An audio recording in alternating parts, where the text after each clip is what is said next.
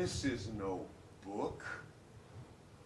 Who touches this touches a man. Is it night? Are we here alone? It is I you hold, and who holds you? I spring from the pages into your arms. I feel 100 realities in me that words are not yet formed to represent.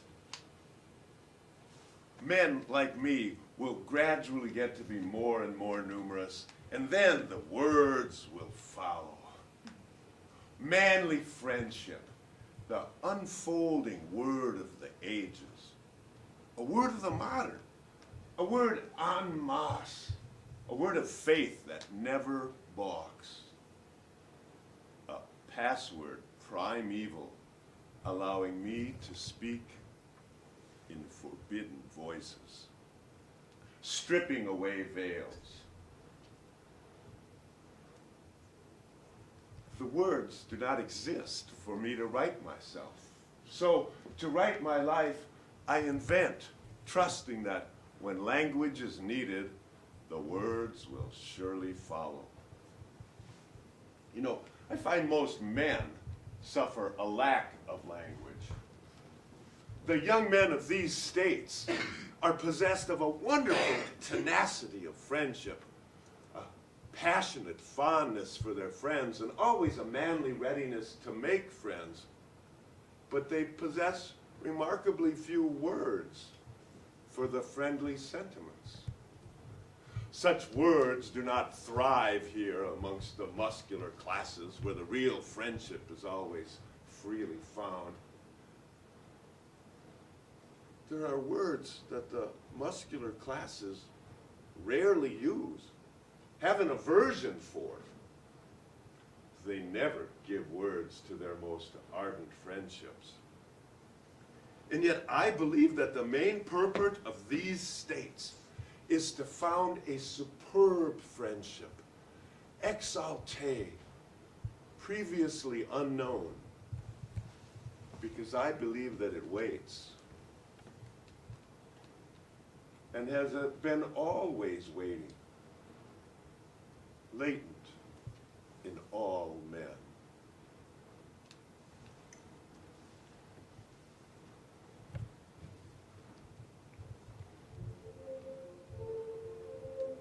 Bellini, the finest in the world.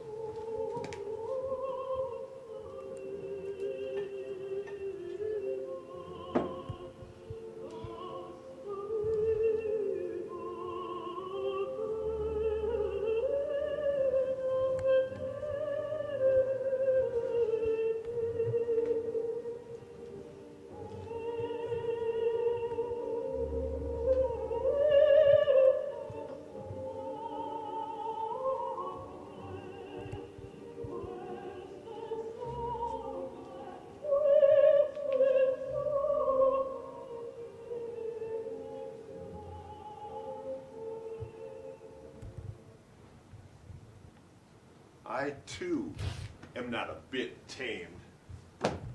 I too am untranslatable. I sound my barbaric yawp over the roofs of the world. Now, how is that for a great phrase? Barbaric yawp. You won't find yawp in Noah Webster. No, he goes right from yawning to yaws. Let's begin a poem. I like to start with lists, include everything, even make things up.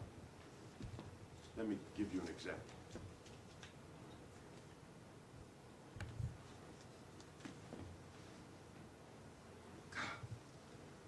Sometimes, with one I love, I fill myself with rage for fear I effuse unreturned love. But now, I think there is no unreturned love. The pay is certain, one way or another. Doubtless, I could not have perceived the universe or written one of my poems if I had not freely given myself to comrades, to love. Did you catch that? Love of comrades into our list. That's Greek. and Greek into our list. Let me make myself unmistakably clear. When I say Greek, I mean Greek like Aristotle and Achilles and Alexander the Great and Plato and Socrates and Sophocles. Greek like Apollo, Hercules, even Zeus. Gods and men, they all had male lovers. The ancient Greeks had language for men who loved men. Today, I say Greek, and my inner circle understands.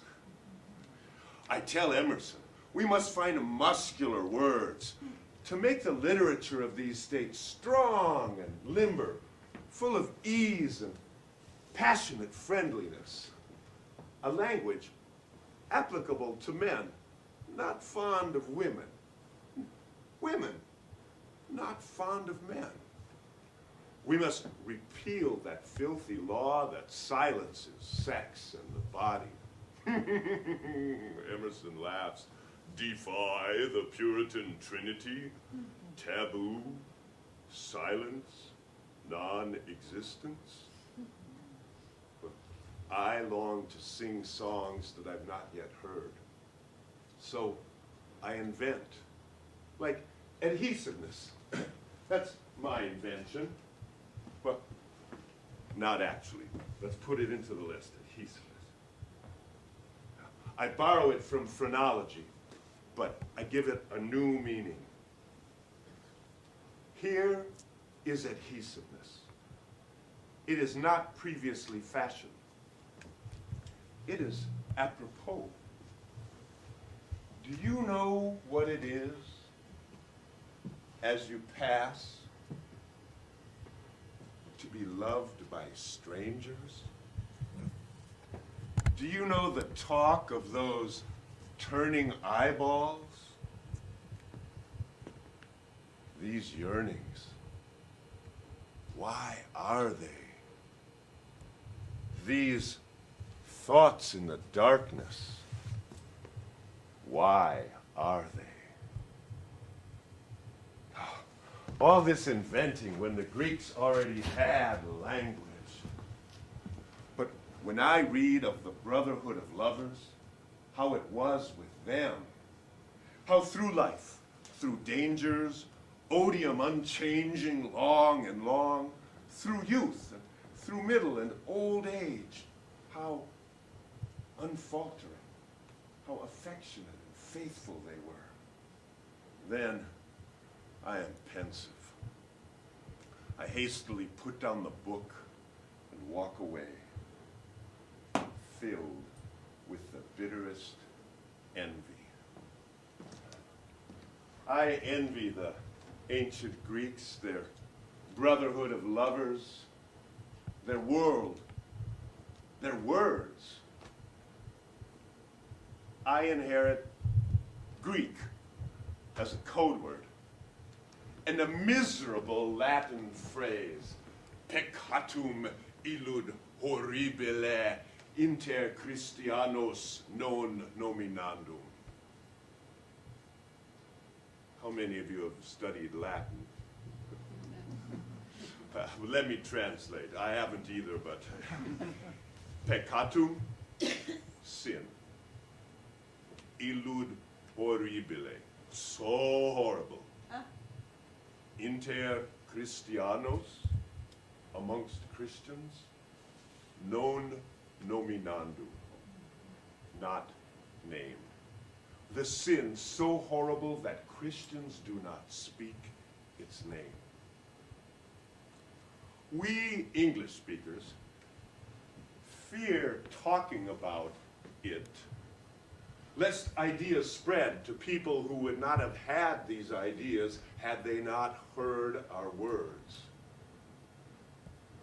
Sir William Blackstone says of sodomy, "The very mention is a disgrace to human nature."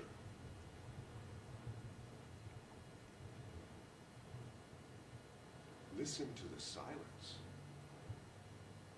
Who dares defy this? Jeremy Bentham writes, "I have been tormenting myself for years trying to find sufficient ground for the severity with which all European nations treat sodomy. I find none." Bravo, Jeremy Bentham. Brave thoughts. And written only one generation after Blackstone. Unfortunately, Mr. Bentham, you write these words, but you never publish them. Let's come back to this side of the pond for a lesson in American colonial history that perhaps your school skipped. Note the inability here of the Reverend Francis Higginson to find words for it. He's writing in his journal on board the ship Talbot as they sail for New England.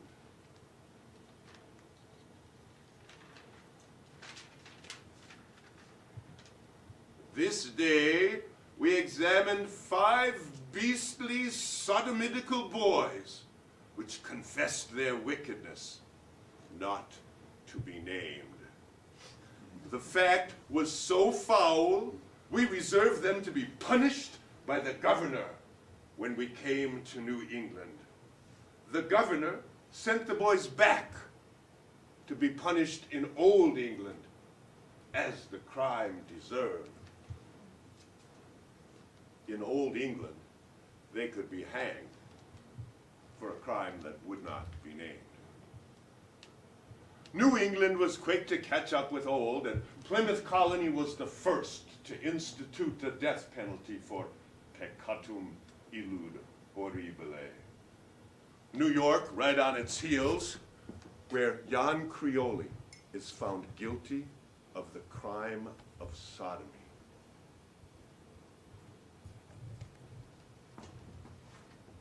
What is the sentence, Your Honor?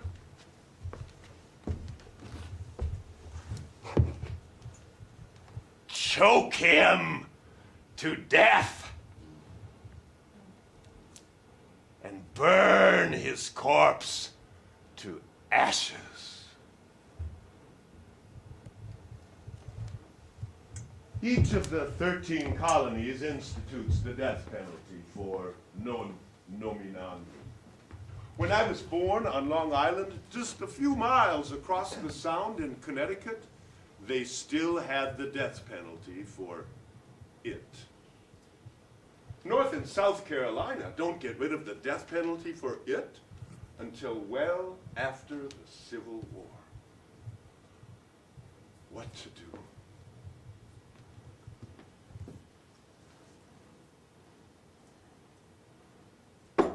To hell with the Puritans and all their rules. I am naked by the 11th line of Leaves of Grass. Here, count with me. I celebrate myself, and what I assume, you shall assume.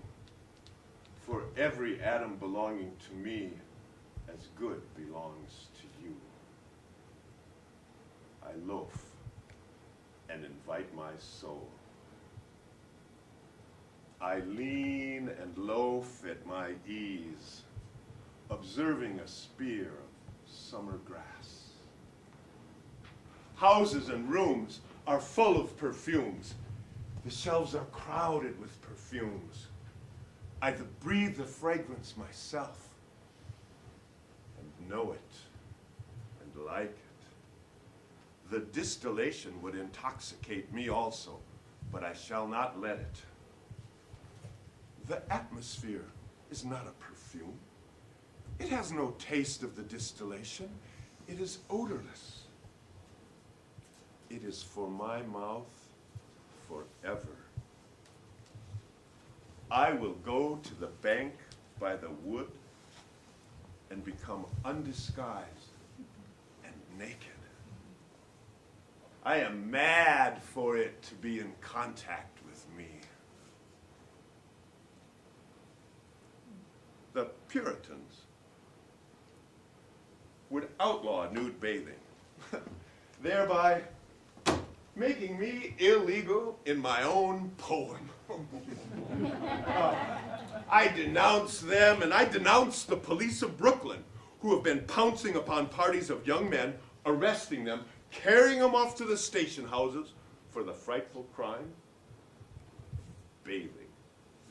And no better, that miserable wretch, the mayor of Camden, has forbidden the boys to bathe in the river. Something objectionable about stripping off their clothes and jumping in the water.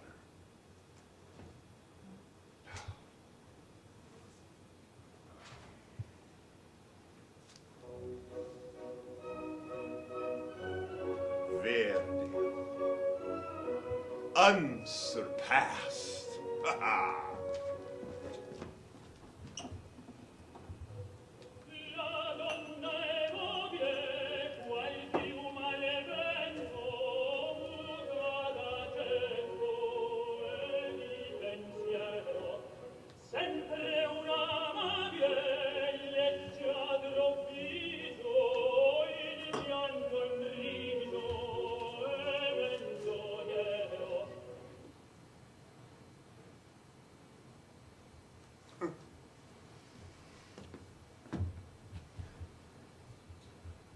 Imagine, once they've outlawed nude bathing, the Puritans' righteousness when they go after sex. I learned how to hide things in plain sight.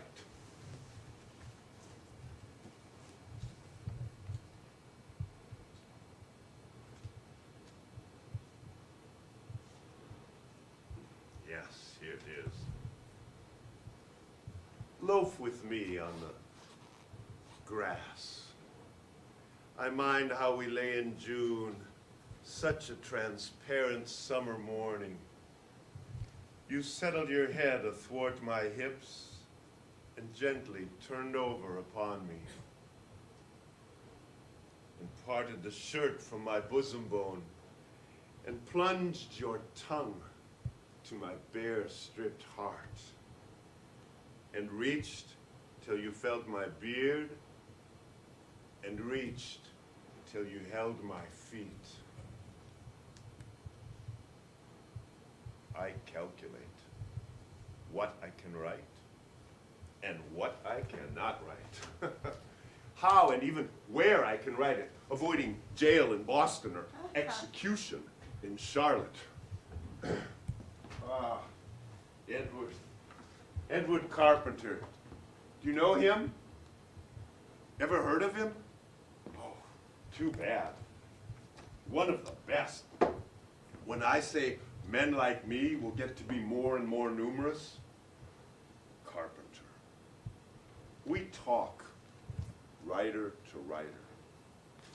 I tell him, very few are in a position to seize what lies behind Leaves of Grass. It lies behind almost every line, but concealed, studiedly concealed. Some passages left purposely obscure. There's something in me furtive, like an old hen. You see a hen walking up and down a hedgerow, looking apparently quite unconcerned. Presently, she sees a concealed spot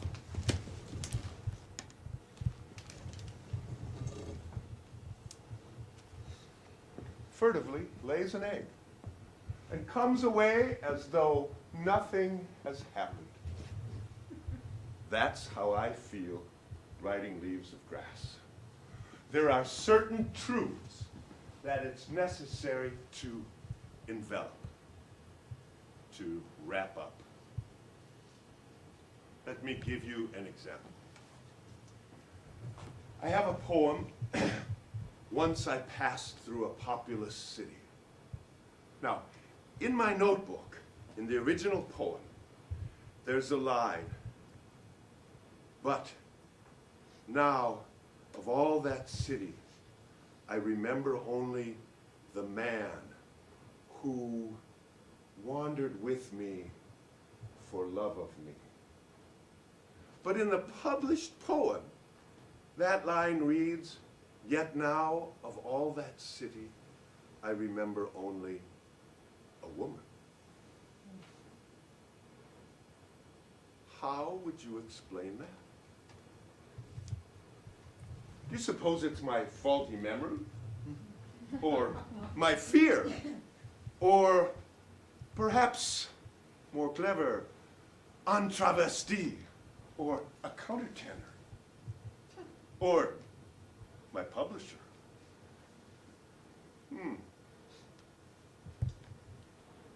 All plausible explanations. I have something even more furtive. I will never publish this.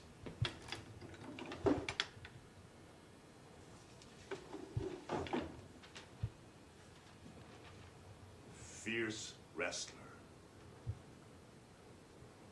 Do you keep your heaviest grip for the last? Will you sting me most, even at parting? Will you struggle even at the threshold with spasms more delicious than all before? Does it make you ache so to leave me? Do you wish to show that even what you did before was nothing to what you can do? Or have you and all the rest combined to see how much I can endure? Pass as you will. Take drops of my life, if that's what you're after. Only pass on to someone else, for I can contain you no longer. I held more than I thought. I did not think I was big enough for so much ecstasy, or that a touch could take it all out of me.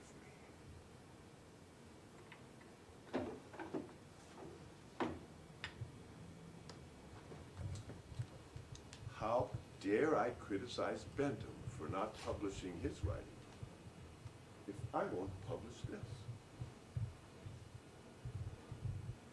Very well. I contradict myself. I am large. I contain multitudes, including a furtive wrestler, fierce man. No, wrestler and a furtive old hen. Yes, that's multitudes. Maybe those as well. Yes. Surviving is the art of learning how to write in code. Hide things and give clues at the same time.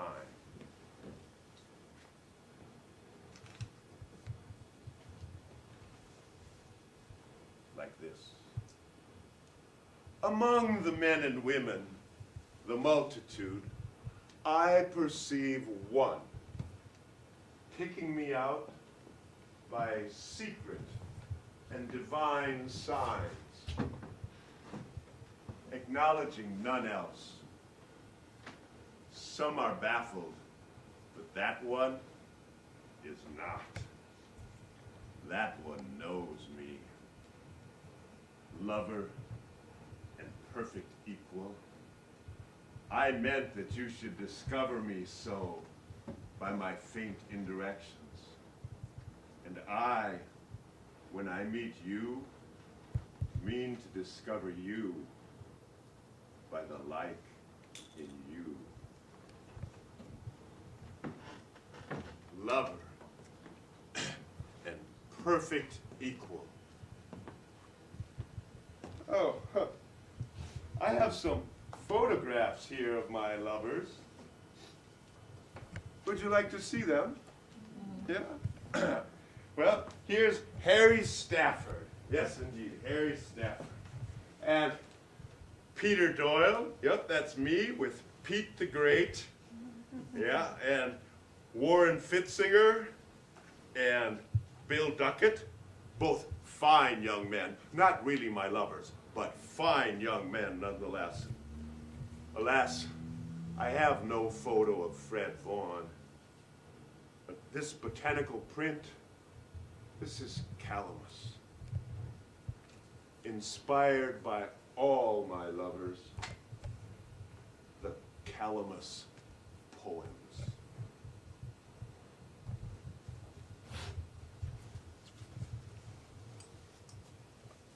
Yeah. When I heard at the close of the day how I'd been praised in the Capitol, still it was not a happy night for me that followed. When I caroused, nor when my favorite plans were accomplished, was I really happy.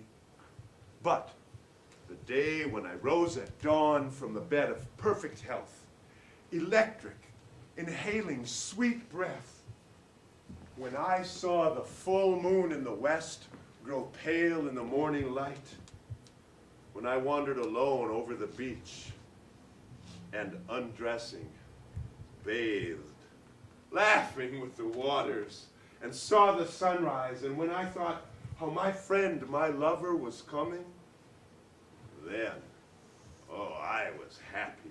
Each breath tasted sweeter, and all that day my food nourished me more, and the beautiful day passed well. And the next came with equal joy, and with the next at evening came my friend. And that night, while all was still, I heard the waters roll slowly, continually up the shores. I heard the hissing rustle of the liquid and sands as directed to me, whispering to congratulate me. For the friend I love lay sleeping by my side.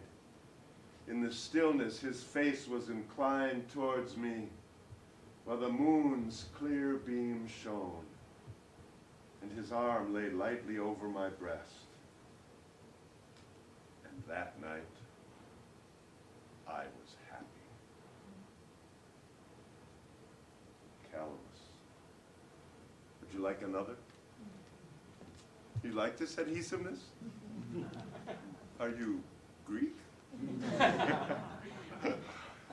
In paths untrodden, in the growth by margins of pond waters, escaped from the life that exhibits itself, clear to me that my soul, that the soul of the man I speak for, feeds, rejoices only in comrades.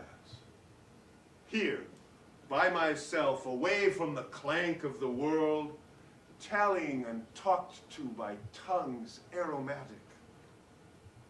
No longer abashed, for in this secluded spot, I can respond as I would not dare elsewhere. Resolved to sing no songs today, but those of manly attachment. I proceed for all who are, or have been, young men, to tell the secret of my night and days, to celebrate the need of comrades. Comrade Peter, yes, my streetcar driver.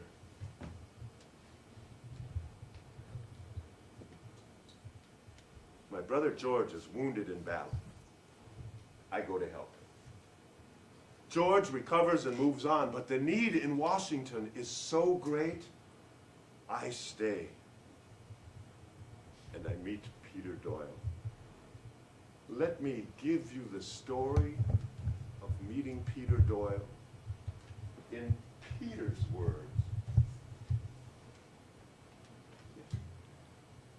You ask where I first meet him? Ah, 'tis a curious story. We feel to each other at once. I am a conductor. The night is very stormy. The storm is awful. Walt has his blanket. It's thrown round his shoulders. He seems like an old sea captain. It is a lonely night.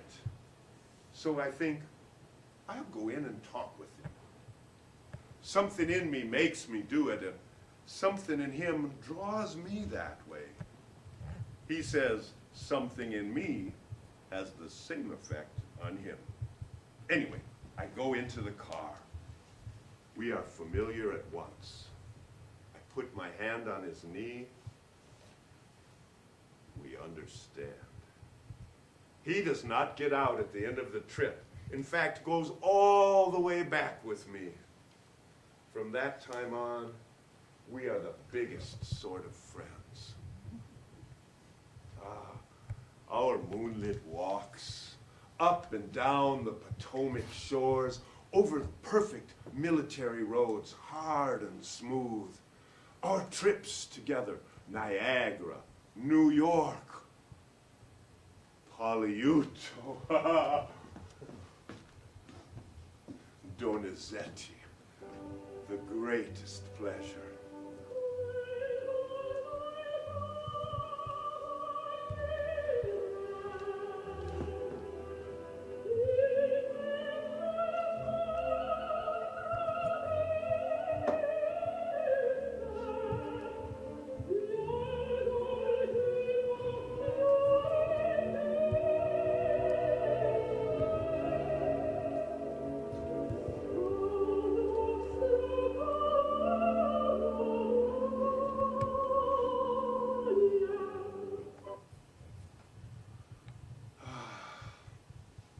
We begin so well. I was happy. But to be completely truthful, I was not always happy. My journal reminds me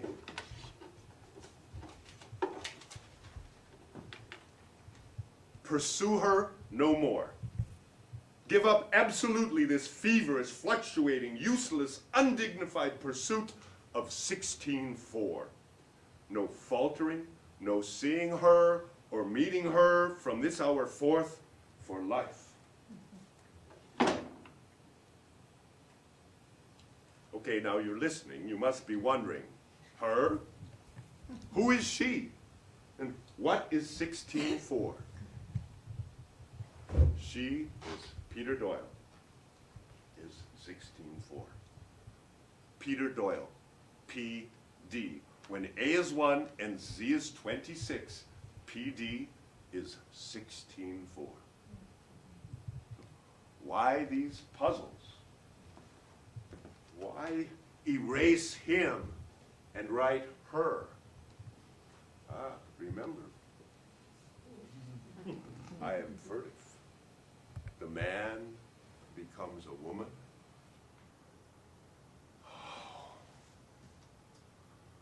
Peter, it is not to betray you. It's self-preservation. Preserve our lives. Preserve the leaves. I write with reference to being far better understood than I can possibly be now. I want to be remembered, not buried in some unmarked grave, my words forgotten, erased. Yes, I did. I erased you from my journal. Peter, but not from my heart. Forgive me, Peter. But lovers make up. We made up. You remember this? Remember this letter I write to you? Dear Pete, dear son, I can almost see you drowsing and nodding last Sunday, going home late at 7th Street, and I'm telling you something deep about the heavenly bodies. And in the midst of it all, I look around, find you fast asleep, your head on my shoulder, like a chunk of wood. Awful compliment to my lecturing powers. Good night, Pete. Good night, my darling son. Here's a kiss for you, dear boy, on the paper here. A good long one. I imagine you with your arm around my neck saying, good night, Walt. And me, good night, Pete. My love preserved for you in a letter. And yours preserved for me, dear Walt. I keep all your letters. I have your raglan here. I now and then put it on, lay down, and think I'm in the old times. Then you are with me again. When I get it on and stretch out on the old sofa, I am very well contented. It is like Aladdin's lamp. I do not ever lose you for a minute, old man. You are always nearby. When I am in trouble, in a crisis, I ask myself, what would Walt have done under these circumstances? And whatever I decide you would have done, that I do. Pete, do you remember during my first spell of paralysis, you used to come to my garret room before you went on duty and make up my bed, enliven me, chat for an hour or so, or go out and get the medicines Dr. Drinkard ordered for me. As I get older, these lazy and listless fits grow stronger, frequenter. Then I don't do anything at all, especially just that I ought to do, like write to you. But I often think of you, son. Let that make it up.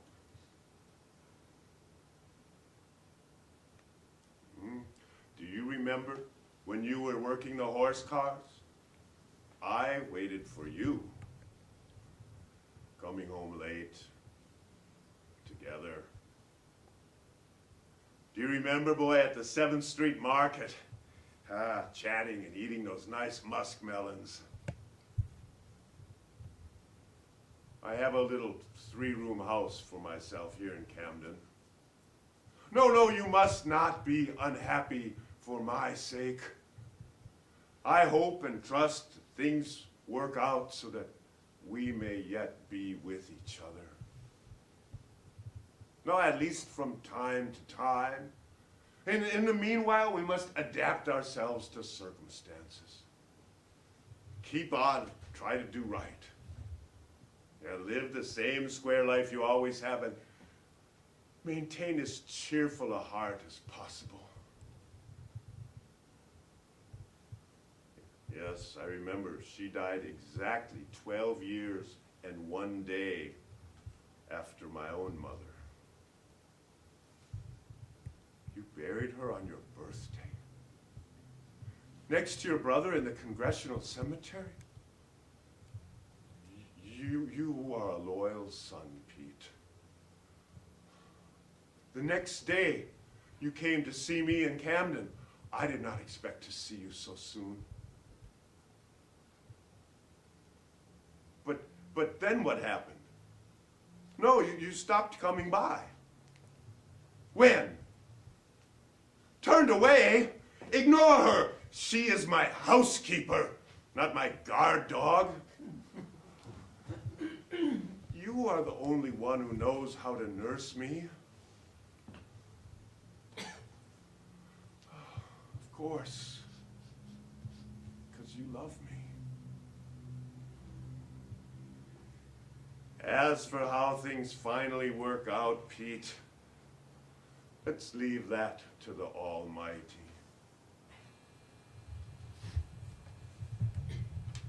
The Almighty. Why don't I invite Pete to move in with me in Camden? Get rid of Mrs. Davis. Have the life together we've always wanted. What's to stop me? My ill health, the distance, the time. Oh, things faded with Peter. Still, it's good to know love. Even if a certain sense always comes crushing. One happiness I've missed. One friend and companion I have not made.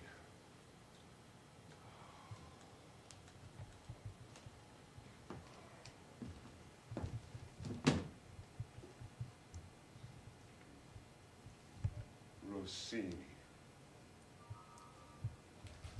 Italian saturates my life. All of my work, colored by bel canto. A real musician, a philosopher musician, could put his finger on this anywhere in the text. I hear Alboni sing every time she appears in New York.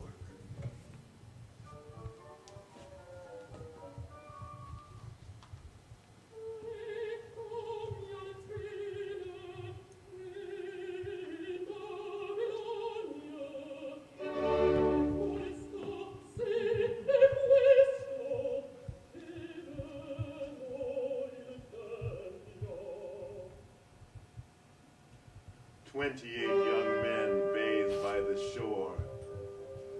28 young men, and all so friendly. 28 years of womanly life, and all so lonesome. She owns the fine house by the rise of the bank. She hides, handsome and richly dressed, after the blinds of the window.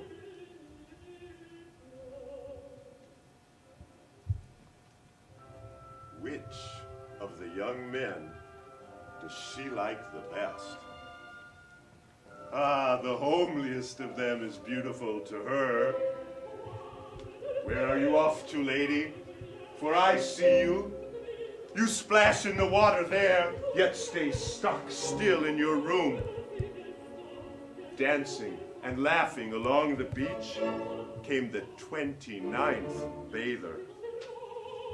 The rest did not see her, but she saw them and loved them. The beards of the young men glistened with wet. It ran from their long hair. Little streams passed all over their bodies. An unseen hand also passed over their bodies. It descended tremblingly from their temples and ribs. The young men float on the backs. Their white bellies bulge to the sun. They do not ask who seizes fast to them. They do not know who puffs and declines with pendant and bending arch.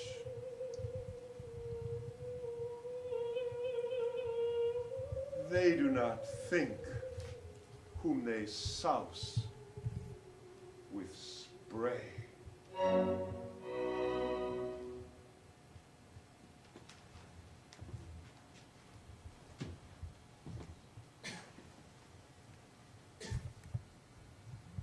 This painting could get you in a lot of trouble with Anthony Comstock and his pack of Methodist smut hounds.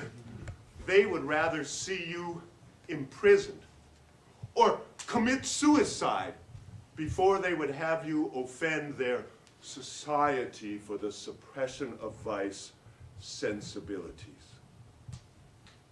Does anyone here know the artist responsible for this painting? Thomas Eakins, my good friend.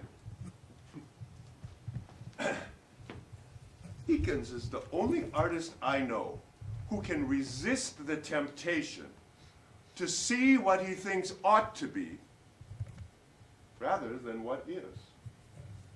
Eakins sees the spirit, but does not make too much of it. And Eakins sees this flesh, but does not make a man all flesh, all of him body. Eakins errs a little, just a little, in the direction of the body. Now, this photograph, this painting, this portrait of me, all by Eakins. Yes, this series as well. You name it, zoetropes, cameras, painting, portraits, Tom does it. His last favor to me, he's agreed to be one of my pallbearers and carry these old bones to my tomb in Harley Cemetery. Tom likes to say that he paints naked women because a naked woman is the most beautiful thing there is, except a naked man. And that naked man, you maybe don't recognize him with his clothes off. Yes, that is Bill Duckett. He's also one of Tom's nude models. No, nude models get Tom in a lot of trouble.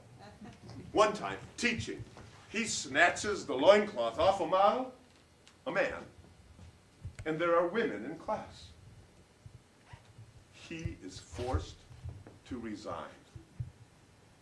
Now, was it prudishness or professional jealousy? We may never know. You see, Tom's work is not appreciated by the artistes, the so-called professional elects. The people who like Tom's work best are those that have no artistic prejudices to interpose. But it also could be prudishness. I mean, we all get blasted by that. When I say father stuff, mother stuff, onanist, bare legs, belly, oh God, you might suppose I was citing some diabolical obscenity.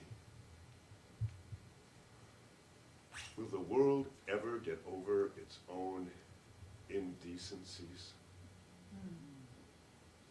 Take your clothes off. Take his clothes off. Paint naked bodies. Break the rules. Knowing Tom Eakins gives me courage. Yes. And reading Emerson gives me courage. Whosoever would be a man must be a nonconformist. America is a poem in our eyes, and it will not wait long for meters. Wait no longer, America. Meter be damned. 4th of July, I mail a copy of Leaves of Grass to Emerson. And this letter comes back. Dear Sir, Leaves of Grass, the most extraordinary piece of wit and wisdom that America has yet contributed. I give you joy of your free and brave thought. I have great joy in it. I find incomparable things said incomparably well. I greet you at the beginning of a great career. Simmering, simmering, simmering, Emerson brings me to a boil. I republish Leaves of Grass, and on the spine I stamp in gold, I greet you at the beginning of a great career. R.W. Emerson. I include the whole letter in the back and my response to him and some new poems. Yes, there are those who say I should have asked him first. It did not sever our bond. In Boston, we discussed the next edition of Leaves of Grass. I have 2 new sections of poems. Some calamus poems about Greek love, and the Children of Adam poems about man-woman love. Emerson thinks I should get rid of the Children of Adam poems. He has objections, neither moral nor literary, but with an eye toward my success. He thinks that the poems will sell, but for sex. I should eliminate certain objectionable poems. He offers absolutely no spiritual argument against the book. Give it a chance to be seen. That's his contention. But he does not see that if I cut the sex out, I might just as well cut everything out. The full scheme would no longer exist. It would be violated in its most sensitive spot. I need those man-woman love poems. I aim to embrace all sex, include everything.